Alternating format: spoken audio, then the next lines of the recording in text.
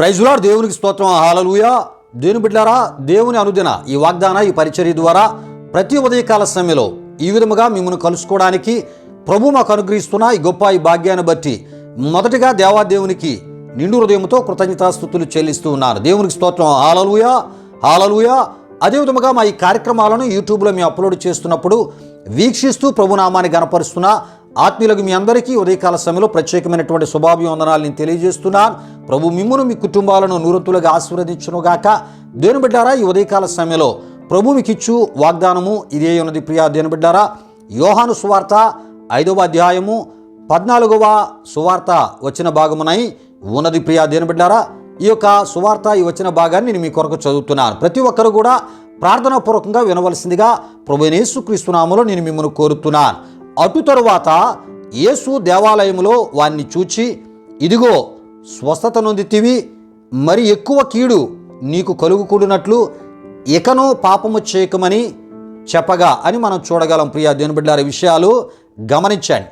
అయితే ఈ మాటను యేసు ప్రభువారు 38 సంవత్సరముల నుండి విడుదల పొందక బెతెస్దా కోనేరు దగ్గర పక్షవాయువుతోనున్న ఆ పక్షవాయువు గలవారిని యేసు ప్రభువారు ఆ పక్షవాయువు నుండి విడిపించి స్వస్థపరిచిన తదుపరి ప్రియా దేవుని బిడ్డలారా, బాగు చేయబడినటువంటి ఈ పక్షవాతం నుండి విడుదల పొందినటువంటి లేక స్వస్థపరచబడినటువంటి బాగు చేయబడిన ఇతడు కొన్ని దినాల తదుపరి ప్రియా దేవుని బిడ్డలారా, మరి ఆ దేవాలయములో యేసు ప్రభువారికి కనబడ్డాడంటండి. దేవునికి స్తోత్రం. హల్లెలూయా, హల్లెలూయా.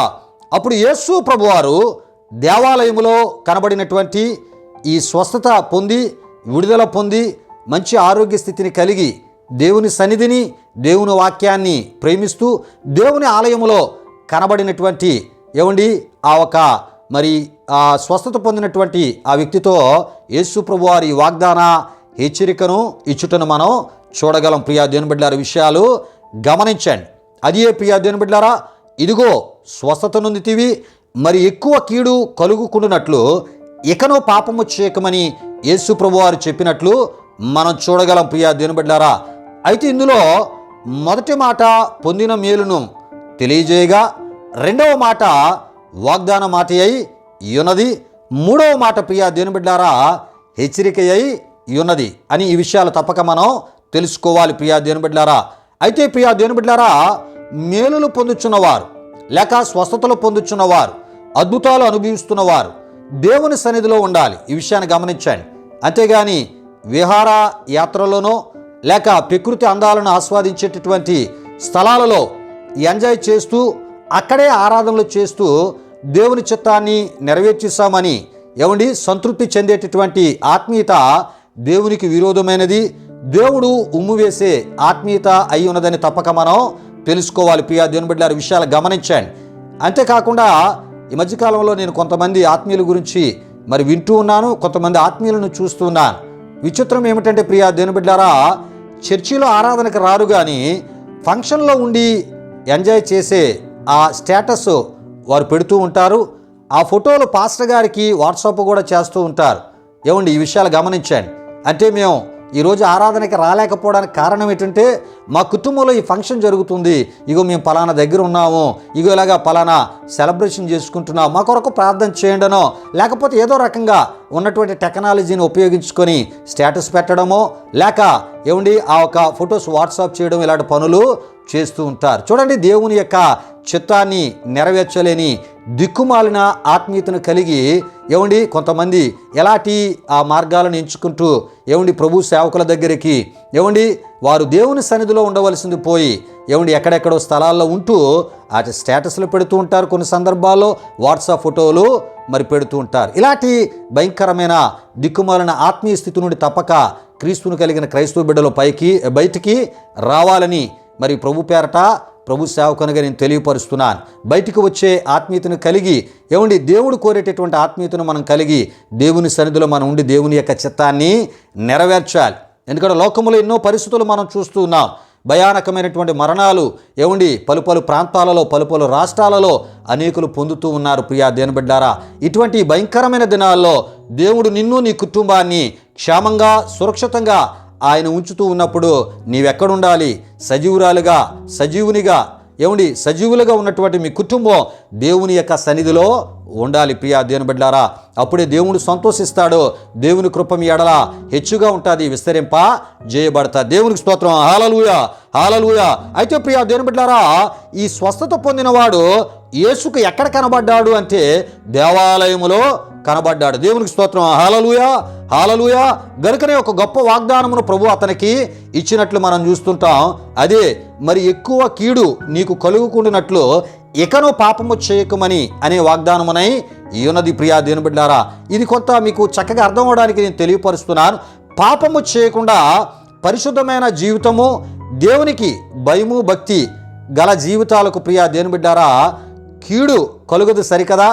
మరి ఎక్కువ కీడు అసలే కలుగదు అనే వాగ్దాన దీవెన, హెచ్చరిక, ఆశీర్వాద దీవెన ఇందులో ఉంది ప్రియా దేవుని బిడ్డలారా. ఏమండి ఈ విషయాలు గమనించండి. కనుక ప్రభు చెప్పినట్లు దేవుని యొక్క పరిశుద్ధతకు మన జీవితాల్లో చోటిచ్చి ప్రియా దేవుని బిడ్డలారా కీడుకరమైనటువంటి పరిస్థితుల నుండి ఆయనచే మనం తప్పించబడదాం ప్రియా దేవుని బిడ్డలారా. యోబు గ్రంథం 5:19 చూస్తుంటాం. 6 బాధల్లో నుండి ఆయన నిన్ను విడిపించునో, 7 బాధలు కలిగిననో ఏ కీడును తగులదు అనేటటువంటి గొప్ప ఆశీర్వాదాన్ని మన జీవితాల్లో అనుభవిద్దాం ప్రియా దేవుని బిడ్డలారా. గనుక ఏమండి కీడు కానీ మరి ఎక్కువ కీడు కానీ కలగకుండా ఉండేటటువంటి ఆ ఒక స్థితి మనం అనుభవించాలంటే దేవుని ద్వారా ఏమండి ప్రభు చెప్పినట్లు పాపం చేసేటటువంటి స్థితికి, బలహీనమైనటువంటి ఏమండి స్థితిగతులకు, రహస్య పాపాలకు మనం చోటవ్వకుండా దేవుడు కోరే పరిశుద్ధతను కలిగి ఈ గొప్ప వాగ్దాన దీవెనను మనం అనుభవిస్తూ ఏమండి కీడుకరమైన పరిస్థితులు మనకు ఎదురు కాకుండా మేలుకరమైన ఆ మార్గములో దేవునిచ్చే మనం నడిపించబడుతూ సురక్షితమైన స్థితి ఆయన ద్వారా మనం పొందుకుందాం. దేవుడు ఈ మాటలు ఈ ఉదయకాల సమయంలో మన వినికిల్లో దీవించునుగాక. ముగి ప్రార్థన ఆశీర్వాదముతో ఈ కార్యక్రమాన్ని మనం ముగించుకుందాం. ప్రతి ఒక్కరు కళ్ళు మూసుకొని తాళ వంచి ప్రార్థనలో నాతో పాటు ఏకీభవించవలసిందిగా ప్రభువైన యేసుక్రీస్తు నామములో నేను మిమ్మల్ని కోరుతూ ఉన్నాను. మహిమా స్వరూపైన మా ప్రభువా, జీవాధిపతి అయిన యేసయ్య, నీ ఘనమైన నామానికి వేలాది వందనములు, వేలాది కృతజ్ఞతాస్తుతులు చెల్లిస్తూ ఉన్నాము నాయన. ఈ వాగ్దాన ఈ కార్యక్రమంలో అయ్యా మీరు మహిమ పొందారు. ఇగో దేవా ఈ వాగ్దాన వివరణ ద్వారా అనేకులను మీరు దర్శించారని నమ్ముతూ ఉన్నాను. మహోన్నతుడా మీకు స్తుతులు చెల్లిస్తున్నా. ఇటువంటి హెచ్చరిక సంబంధమైనటువంటి వాగ్దాన మాటలు వింటున్న నీ బిడ్డలు ప్రభువా ఎటువంటి ఆత్మీయతను కలిగి ఈ వాగ్దానములున్న అయా దీవెనలు వారు అనుభవించాలో అట్టి ఆత్మీయతలోనికి వారిని మీరు నడిపించి తద్వారా మహిమ పొందమని, కీడుకరమైన పరిస్థితులను దూరపరిచి మేలుకరమైన పరిస్థితుల గుండా నీ బిడ్డలు నడిపిస్తూ తద్వారా మీరు మహిమ పొందమని, దినమంతి మీ సన్నిధి కాపుదల భద్రత నీ బిడ్డలకి దయచేయమని, వారి తలపెత్తే కార్యాలు యేసుక్రీస్తు నామములో సఫలపరచమని యేసునామములో అడిగి వేడుకొనుచున్నాము తండ్రి. ఆమేన్. ఇప్పుడు మన తండ్రి అయిన దేవుని యొక్క ప్రేమైన కుమారుడైన యేసుక్రీస్తు వారి యొక్క కృప, పరిశుద్ధాత్మ దేవుని యొక్క అన్యోన్య సహవాసం ఈ వాగ్దాన కార్యక్రమంలో పాల్గొని ఈ విలువైన మాటలు విన్న ఆత్మీయులకు, సర్వలోక పరిశుద్ధులకు ఇప్పుడు ఎల్లప్పుడు సదాకాలము తోడు నడిపించి కాపాడునుగాక. ఆమేన్. యేసు రక్తమే జయం, ప్రభేసు రక్తమే జయం, ప్రభేసు రక్తము సంపూర్ణమైనది. అపవాది క్రియలకు అనంత నాశనము కలుగునుగాక. ఆమేన్, ఆమేన్. ప్రభు మిమ్మును మీ కుటుంబాలు నూరంతులుగా ఆశీర్వదించునుగాక. తన సమాధానముతో ప్రభు మిమ్ములను మీ కుటుంబాలు నింపునుగాక. ఆమేన్, ఆమేన్.